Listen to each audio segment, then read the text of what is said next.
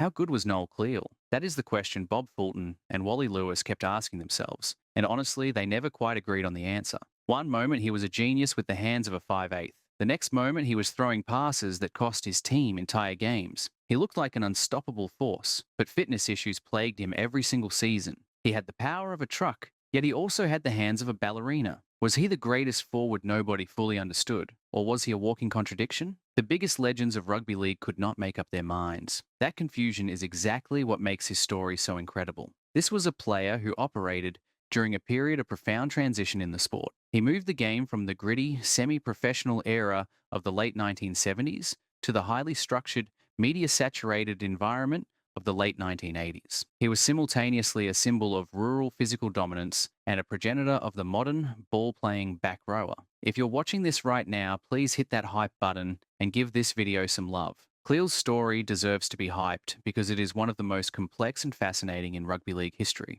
In 2023, after 35 years in rugby league, Noel Cleal finally hung up his boots for good. He was not just retiring as a player. His legacy spanned playing, coaching, managing, and rebuilding entire rosters from the ground up. When he walked away, an era ended. Cleal was not one thing. He was two things at the same time. He was the crusher and the tactician. Every single person who played against him saw something different. The biggest icons of the game each had their own version of who Noel Cleal really was. Let's start with number 5, because his perspective reveals something that most people got completely wrong about Cleal. Mal Meninga was an immortal who shared a similar build with Cleal. He saw something in Noel that the crowd completely missed. Meninga praised Cleal's soft hands and technical skill. For a man who weighed 110 kilograms, this was supposed to be rare, maybe even impossible. But Cleal had it. He understood the geometry of the field like a mathematician. He could throw a precise long pass or slip a delicate short ball into a gap that lasted only 1 second. That was not brute strength. That was pure football intelligence. Meninga saw a sophisticated tactician buried underneath all that physical size. But here is what bothered Meninga about Cleal. The Crusher nickname and his reputation for aggression meant that fans and media overlooked his actual intelligence. Cleal embraced the moniker completely. He even tattooed a giant sea eagle on his backside to show his commitment to Manly. But in doing that, he may have capped his own legacy. Meninga believed that Cleal was a misunderstood intellectual whose public image masked a deep tactical mind. People remembered his size and his brawling instead of his innovations. Even though Cleal would later be named one of the 25 greatest ever players for New South Wales, the conversation usually centred on his toughness rather than his tactical gifts. Meninga knew the truth. Cleal's success in England proved it. He helped hold to a premiership as a player coach in 1991. His understanding of the game was profound and could be taught to others. Now let's talk about number 4, because his perspective came from the opposite side of the field. Peter Sterling was one of the game's great tactical minds. He and Cleal clashed in some of the most iconic matches of the 1980s. They battled in the 1982 and 1983 grand finals, when Parramatta faced Manly multiple times. Sterling admired Cleal's gravity. The word gravity might sound strange,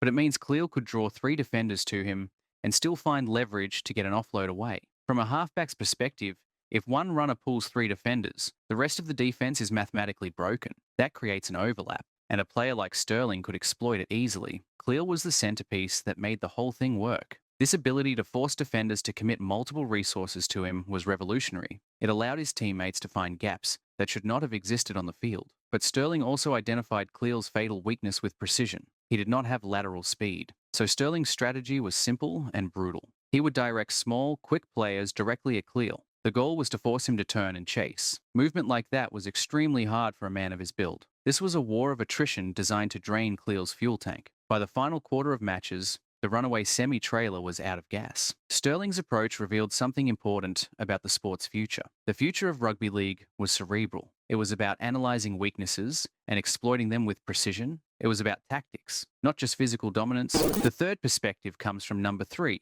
Wayne Pearce, another legend who knew exactly what it took to stop Cleal. Pearce was a Balmain Tigers legend known for his incredible work rate and scientific approach to fitness. He was the ideological opposite of the more naturally gifted bush-hardened Cleal. Pearce described tackling Cleal as trying to stop a runaway semi-trailer. That is perhaps the most famous quote about Cleal's playing style. His running style involved a significant forward lean and a high knee action. This made him difficult to wrap up in a normal tackle. For defenders like Pearce, Stopping Cleal was not just about strength, it was about survival. The physical toll of repeated collisions with a player of his size was completely exhausting. Even when Cleal was tackled, he often left defenders gasping. He softened the middle for the next wave of attack. That was a tactical asset for his team. This attrition-based strategy was a hallmark of the 1980s. The physical softening up of the opposition was a prerequisite for tactical success, but Pearce saw something darker in Cleal as well. His aggression often escalated the violence of the 1980s era of the Biff.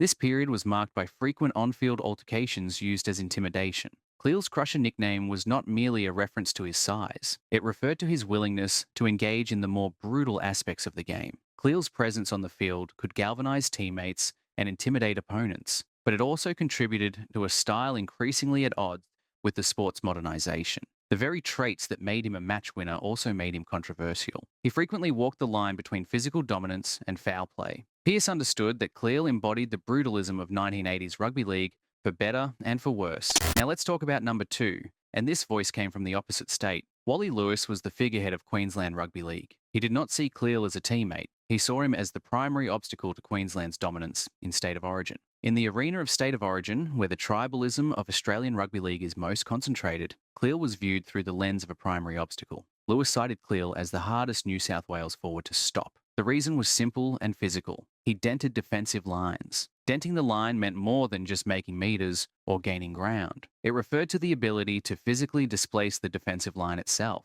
It forced defenders backward and ruined their set for the next play. For a playmaker like Lewis, a forward who could consistently win the advantage line was the ultimate threat. Cleal's 110-kilogram frame combined with his galloping stride made him a unique challenge for Queensland's rotations and defensive structures. This is exactly why he represented New South Wales 12 times between 1984 and 1988, a period during which he was a central figure in the Blues' attempts to break Queensland's stranglehold on the series. His ability to generate second-phase play through offloads was a direct result of denting the line. He forced multiple defenders to commit to him. That left space for teammates to find gaps. But Lewis also highlighted the negative side of Cleal's creative ambition with surgical precision. The most embarrassing moment came in 1987 during an Origin match. Cleal threw a wayward pass that led directly to a Queensland try.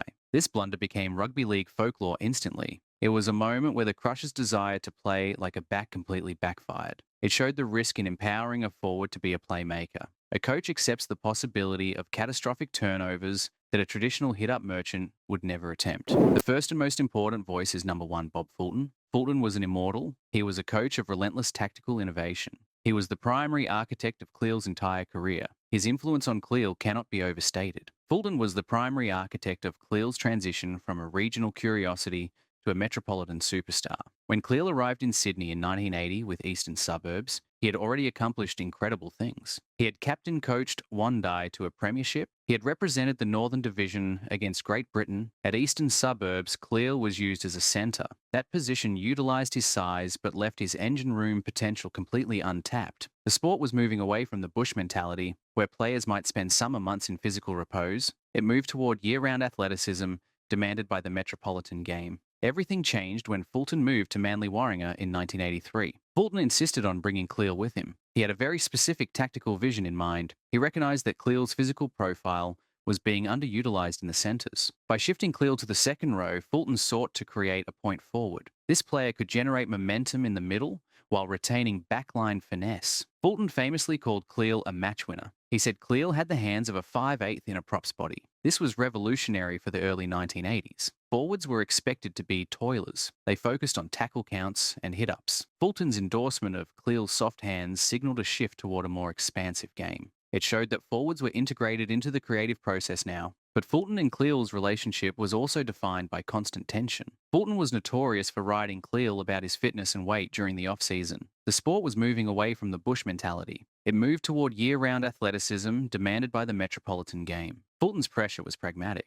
Cleal's greatest weapon was his explosive power. This depended on maintaining a specific weight-to-power ratio. If he became too heavy, his lateral speed would diminish. If he was too light, he lost his momentum. This management of Cleal's physique was a central theme of his tenure at Manly. Cleal arrived in Sydney in 1980 following a celebrated tenure in country football. He captain-coached Wally to a premiership. He represented the Northern Division against Great Britain. In 1979, he got international exposure while still a country player. This caught the attention of Sydney clubs. In 1980, Cleal made the transition to Sydney first grade as a centre for eastern suburbs, but it was his move to Manly in 1983 that defined his entire career trajectory. In 1984, just 1 year after joining Manly, Cleal was named Dally M's second rower of the year. National recognition came quickly. The point forward experiment was working. He was drawing defenders, creating space, and doing something previously thought impossible for a player of his size. The peak of his playing career came in 1987. That year, Manly won the premiership in the last grand final ever played at the Sydney Cricket Ground. The game was played on an unseasonably hot day that favoured speed over power. This favoured Sterling's Eels over the power game of Fulton's Sea Eagles. Cleal suffered a significant knock to the head during the match, but despite the heat and the injury, he was one of Manly's better players. Manly won 18-8 over Canberra. This performance encapsulated everything about Cleal. Physical resilience in the face of adverse conditions, the ability to perform under the highest pressure. It vindicated Fulton's decision to move him to the second row, but his impact extended far beyond his playing days in Sydney. In 1986, Cleal was selected for the Kangaroo Tour. This was one of the greatest Australian teams ever assembled. The Australians remained undefeated throughout the entire tour. He played in all 3 tests against New Zealand. He was dominant against Papua New Guinea and Great Britain before a broken arm ended his campaign early. The broken arm was a significant blow because he was playing at the pinnacle of the sport. The tour showed that Cleal's dual threat capability was a nightmare for international defences. In the English game with Widnes and Hull, his power was even more pronounced. The pitches were heavier and muddier. As a coach at Hull FC in 1990 and 1991, Cleal led the club to a premiership victory. This happened in his first year as a player coach. He was still active as a player for much of the period. This was remarkable. It proved what Mal Meninga had always believed. Cleal's football intelligence was not intuitive. It could be articulated and taught to others. He understood the strategic requirements of the game. His understanding transcended his physical abilities. Though he was eventually sacked when the club's form faltered the following year, his initial impact showed his strategic potential. When Cleal returned to Australia in 1992, his second career began in earnest. He transitioned into junior development and recruitment. At Parramatta, he worked under coach Brian Smith to build a roster that would eventually dominate. He helped build a roster that won the 2001 minor premiership in record-breaking fashion. Smith publicly acknowledged Cleal's role in moulding that team. Smith highlighted his ability to identify talent that fit a specific tactical profile. This demonstrated that Cleal's intelligence was perfectly suited for professional recruitment. This role requires deep understanding of both physical potential and psychological temperament. In 2004, Cleal returned to Manly as recruitment manager during a period of significant rebuilding for the club. He worked closely with coach Des Hasler throughout this period. He was a key architect of the squads that won the 2008 and 2011 NRL premierships. Both championships showed his impact. His strategy at Manly was characterised by a focus on bush talent. This reflected his own origins and experiences. He spent endless hours watching junior representatives and schoolboy carnivals. He watched country football constantly. He identified players who had been overlooked by more metropolitan-focused scouts. This second act provided ultimate validation of Meninga's assessment.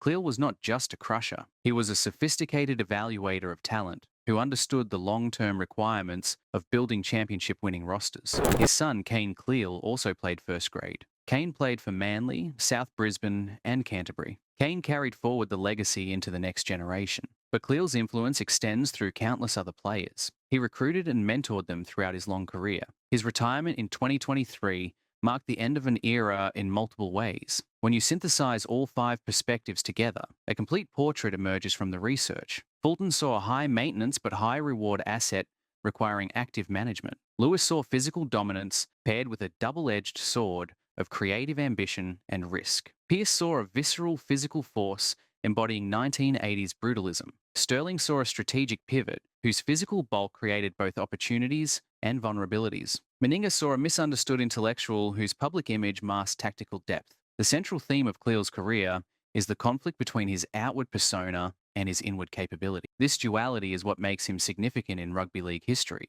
Cleal was one of the first players to demonstrate that size and skill were not mutually exclusive. Before Cleal, the big man was often a blunt instrument with no finesse. After Cleal, the expectation for a world-class second rower evolved significantly. It had to include passing range, offloading ability, and tactical awareness. He bridged the gap between 2 eras of rugby league. He brought raw, uncompromising power from country football to the city. He did this with technical sophistication that forced the legends to rethink their approaches.